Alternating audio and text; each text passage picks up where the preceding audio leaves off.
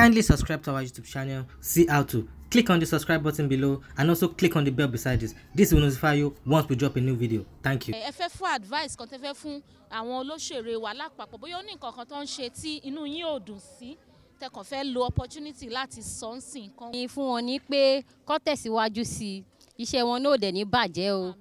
Gbogbo àárín wọn náà tó dẹ̀ ti tò kò ní bàjẹ́ o.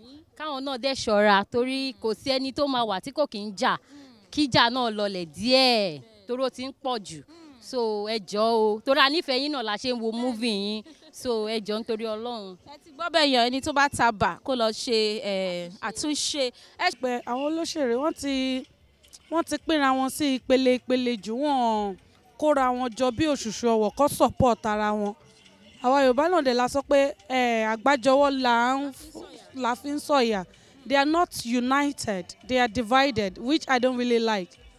It's not really like that in different industry, but in this Yoruba movie and other movie, there's too much of diversion and it's not nice. Ẹ ti gbọ́ wọ́n ní kò sí unity láàárín ẹ̀yin olóṣèré wa o. Ẹni tó bá wí ẹ jẹ́ kó lọ ṣe àtúnṣe. Thank you so much for watching our videos, and importantly you need to subscribe because we drop videos almost every day. You have to subscribe. There's exactly everything Yoruba TV. Click on it, you see a subscribe button. Click on the subscribe button. That's so that if you have a big show coming up, any event, you can call us.